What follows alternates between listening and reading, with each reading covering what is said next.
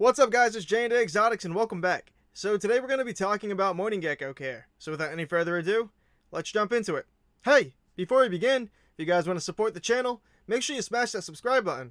I'll also post my channel link right up here if you guys want to watch more content, and I'll post my Instagram right around here somewhere if you guys want to check that out. Thank you. Mourning geckos are a nocturnal species of gecko that originated throughout Southeast Asia and its islands. These geckos have been introduced to different parts of the world and are considered an invasive species. They can now be found almost worldwide in the Americas and the surrounding islands, Mexico, Northeast Australia and its surrounding islands, Africa, and India. In the hobby, they go by mourning geckos, but they can also be called maritime geckos and sad geckos. It's actually really interesting how the mourning gecko got its name. With mourning geckos being mostly all females, it was said that when they call, they're mourning the deaths of their male mate, hence the name mourning gecko. Their scientific name is Lepidodactylus lugubris. When housing this species, you can keep them together in groups. These geckos are a very active social species and will actually vocalize to one another. The vocalization will sound like a tiny chirp or a squeak.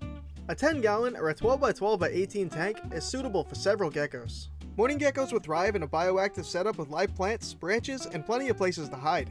These geckos are escape artists and they're very fast, so make sure you make their enclosures escape-proof. They tend to climb out the vent holes of the enclosure, so using a glass lid or spray foaming the hose like I did works very well. My mourning geckos also love to hang out near the top hinges of the door, so be careful when opening your enclosures so you don't pinch your gecko. Getting these guys caught by the hinges can result in a tail drop or it can be fatal. Their care has many similarities to dart frog hair. This species requires a high humidity range and it likes warmer temperatures. A humidity around 65 to 80% and temperatures from 70 to 80 degrees Fahrenheit are ideal.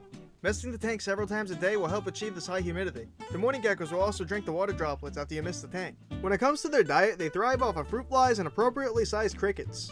I also offer my geckos a small amount of Pangea. One of the most interesting things about mourning geckos is the ability to cohabitate them with certain species.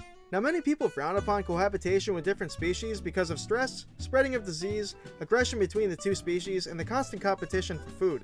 But if kept in the correct size enclosure to give enough room for both animals and supplying enough food, none of these apply when housing mourning geckos with larger species of dart frogs. Getting only about 3 to 4 inches long, mourning geckos do great living with larger species of dart frogs such as Dendrobates leucomelis, Dendrobates auratus, Dendrobates tinctorius, and Ufaga pumilio. These are just a few species to name. The only exception is that you can't keep this species of gecko with thumbnail species of dart frogs. Thumbnail species of dart frogs are small and the gecko might attempt to eat them. If you don't believe me about the cohabitation, go to Josh's Frogs website. They're a fantastic company with a highly knowledgeable staff and they know all about keeping both species and cohabitating them. As far as sexing and breeding mourning geckos goes, the species is parthogenic and 99% of all the geckos are females. These geckos will reach sexual maturity around 8 to 10 months old. When housing these geckos together, they'll actually imitate breeding behavior, causing their brains to think that they're mating. Their eggs then become fertilized. This whole process is called pseudocopulation. This whole process usually results in both geckos becoming fertile and laying eggs. These geckos will glue their eggs to a surface inside of the enclosure where they feel safe.